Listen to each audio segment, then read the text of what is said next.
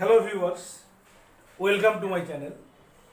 আজকের এই ছোট্ট ভিডিওর মূল উদ্দেশ্য হলো মৌলিক সংখ্যা বেছে নেওয়া। মৌলিক আর যৌগিক সংখ্যা বেছে নেওয়া।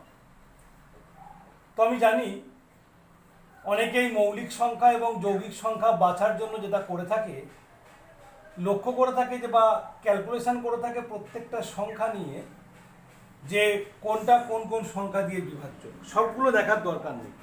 কেন দেখার দরকার নেই? দেখো, মৌলিক সংখ্যার অর্থ কি না, মৌলিক সংখ্যার অর্থ হলো কেবলমাত্র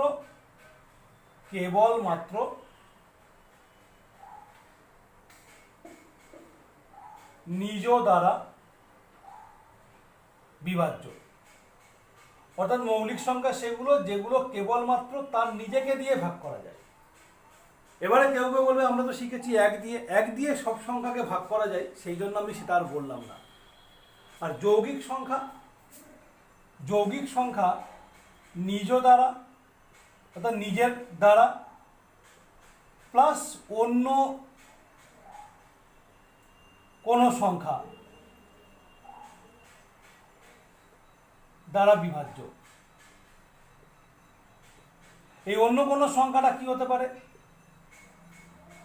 2 হতে পারে, 3 হতে পারে, 4 হতে পারে, 5 হতে পারে, 6 হতে পারে, 7 হতে পারে, 8 হতে পারে, 9 হতে পারে, 10, 11, 13 যে কোনো সংখ্যা হতে পারে। অর্থাৎ নিজের দ্বারা তো বিভাজ্য বটেই, সেই সঙ্গে সঙ্গে অন্য যে কোনো সংখ্যা দ্বারা যদি বিভাজ্য হয়, অন্ততপক্ষে অন্য আর একটি সংখ্যা দ্বারাও যদি বিভাজ্য হয়ে যায়, তাহলে সেই সংখ্যাটা যৌগিক সংখ্যা। আর মৌলিক সংখ্যা কেবলমাত্র নিজ দ্বারা বিভাজ্য। আর এরা দুজনেই তো এক দ্বারা বিভাজ্য, সেটা আলাদা করে বললাম না। এক দ্বারা সব সংখ্যাকে ভাগ করা যায়, সুতরাং ওটা নিয়ে ভাবার কোনো প্রয়োজন নেই। এখন যদি একাধিক সংখ্যা দিয়ে দেয়, আমি সেখান থেকে মৌলিক যৌগিক বাছবো কি করে? বিশেষ করে এমসিকিউ প্রশ্নের ক্ষেত্রে অনেকগুলো বিকল্প দেওয়া আছে, কোনটা বাছবো। ভালো করে দেখো, 2 দ্বারা যদি কোনো সংখ্যা বিভাজ্য হয়, তাহলে সেটা মৌলিক সংখ্যা হতে পারে না। আবার আমরা জানি 2 দ্বারা যদি বিভাজ্য হয়, তাহলে সেটা জোড় সংখ্যা। তাহলে প্রথম কথা হলো, কোনো জোড় সংখ্যা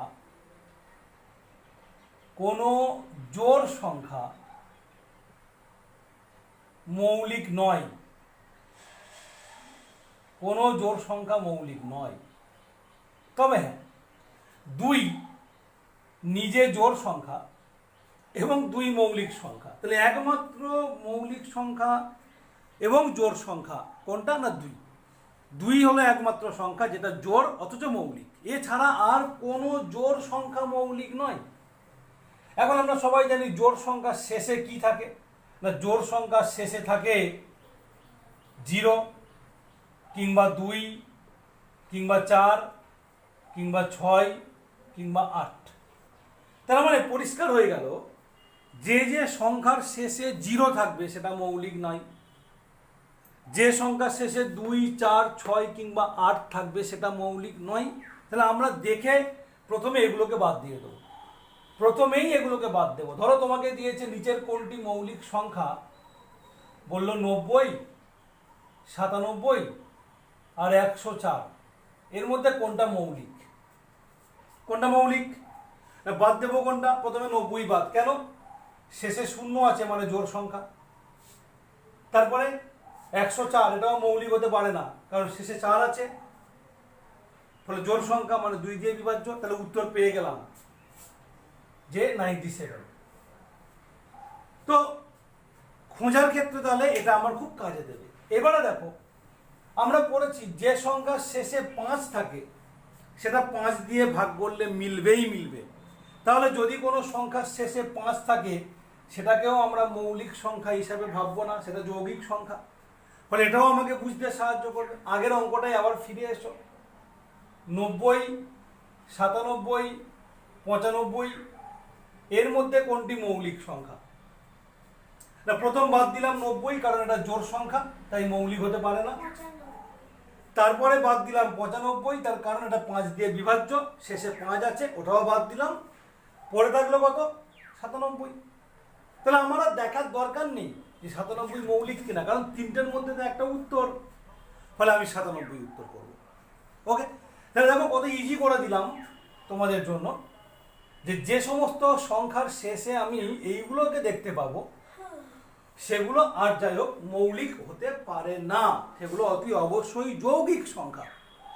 পড়ে থাকলে কোন কোন সংখ্যা না, শেষে থাকতে পারে তাহলে 1, থাকতে পারে 3, থাকতে পারে 7, থাকতে পারে 9। তাহলে যদি কোনো বড় সংখ্যার শেষ অঙ্কটি বা এককের অঙ্কটি 1 কিংবা 3 কিংবা 7 কিংবা 9 হয়, তখন সেটা মৌলিক হতে পারে। কিন্তু সেটা যে মৌলিক সেটা এরকম দুম করে বলে দেওয়া যাবে না। যেমন ধরো তোমাকে একটা অঙ্ক দিল যে নিচের কোনটি মৌলিক সংখ্যা বেছে লেখো, 91, 87 আর 89, এর মধ্যে কোনটা মৌলিক? তো তুমি দেখতে পাচ্ছ শেষে 1 আছে, তাহলে মৌলিক হতে পারে। শেষে 7 আছে, তাহলে মৌলিক হতে পারে। শেষে 9 আছে, মানে মৌলিক হতে পারে। তিনটের মধ্য থেকে বাঁচতেই পারছি না। এইবারে আমি কি করব? এইবারে তুমি যেটা এতদিন ধরে করতে সেটাই করতে হবে, অর্থাৎ দেখতে হবে এই সংখ্যাগুলো নামটা পড়লে কোনো সংখ্যায় আসে কিনা। ঠিক আছে, মানে ভাগ করে করে দেখতে হবে। এইবার তোমাকে বিভাজ্যতার নিয়ম অনুযায়ী দেখতে হবে। কোনো সংখ্যাটাই জোড় সংখ্যা নয়, ফলে 2 দিয়ে বিভাজ্যতা দেখার দরকার নেই। তাহলে প্রথম আমি দেখব 3 দিয়ে বিভাজ্যতার নিয়ম। তো দেখো এই 91 3 দিয়ে বিভাজ্য কিনা বোঝার জন্য 9 আর 1 যোগ করব, করলে হবে 10। 10 সংখ্যাটি 3 দিয়ে ভাগ করলে মেলে না, 3 3 এ 9, 3 4 এ 12, ফলে এটা 3 দিয়ে বিভাজ্য নয়। 87 8 আর 7 যোগ করব, যোগ করলে কত হবে? 15। 15 3 দিয়ে ভাগ করলে মেলে, 3 5 15। অথবা তুমি এটা করতে পারো আবার, এই যে 15 পেলে এই 15-র 1 আর 5 যোগ করো, 6।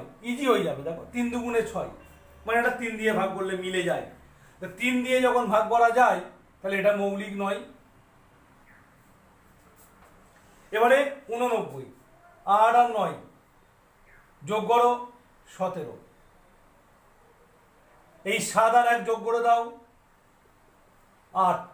ফলে দেখো 3 দিয়ে ভাগ করলে এটা মেলে না। তার মানে আমি 3-এর বিভাজ্যতা বা 3 দিয়ে ভাগ করলে মেলে কিনা সেটা দিয়ে ভাবনা চিন্তা করে একটা সংখ্যা বাদ দিতে পেরেছি, যে মাঝের যেই সংখ্যাটা ছিল 87, সেটা আর যাই হোক মৌলিক সংখ্যা নয়।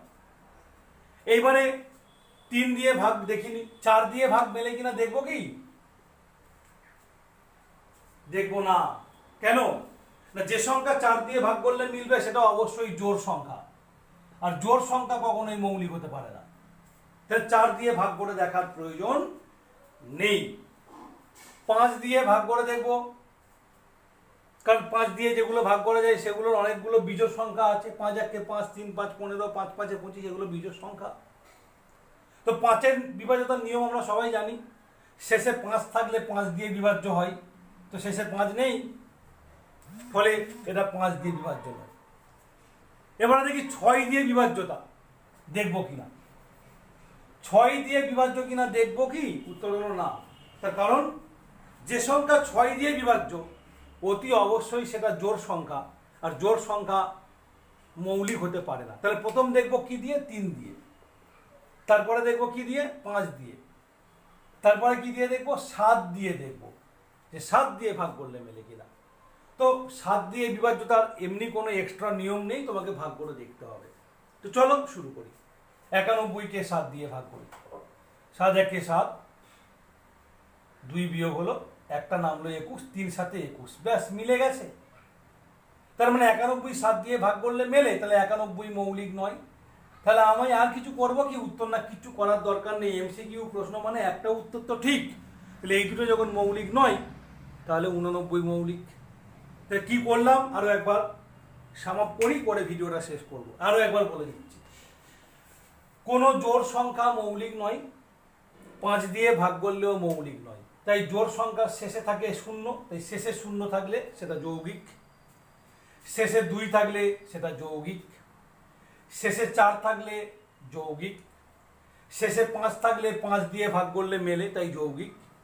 শেষে 8 থাকলে শেষে 6 থাকলে জোড় সংখ্যা, তাই মৌলিক। 9 যৌগিক। শেষে 8 থাকলে জোড় সংখ্যা, সেটাও যৌগিক। তাহলে শেষে এইগুলো থাকবে না, শেষে থাকবে কোনগুলো?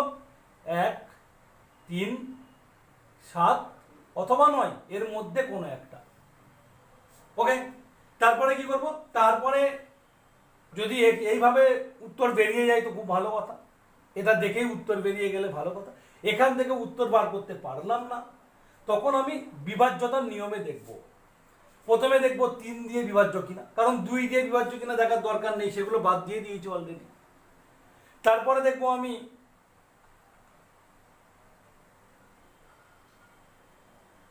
7 দিয়ে বিভাজ্য কিনা। কেন? 4 দিয়ে বিভাজ্য হলে সেটা জোড় সংখ্যা, অলরেডি বাদ দিয়েছি। 5 দিয়ে বিভাজ্যতা বাদ দিয়েছি। 6 দিয়ে বিভাজ্য হলে জোড়, বাদ দিয়েছি। তাহলে 7 দিয়ে বিভাজ্য কিনা দেখবো। ধরো 7এও পেলে না, তাহলে দেখবে কত? 9 দিয়ে বিভাজ্য কিনা। সেখানেও হলো না, 11 দিয়ে বিভাজ্য কিনা, 13 দিয়ে বিভাজ্য কিনা। বোঝা গেল কি? এইভাবে দেখলে আশা করি উত্তর চলে আসবে। প্রথম দিকের যে মৌলিক সংখ্যাগুলো আছে সেই মৌলিক সংখ্যাগুলো দিয়ে আমরা দেখলে উত্তর পেয়ে যাব। ঠিক আছে, তাহলে বুঝতে পেরেছো কি করে মৌলিক এবং যৌগিক বাছবো। তো স্টুডেন্টস, ভালো থাকো, সুস্থ থাকো এবং আজকের এই ছোট্ট যে নলেজটা শিখলে সেটা কাজে লাগিও।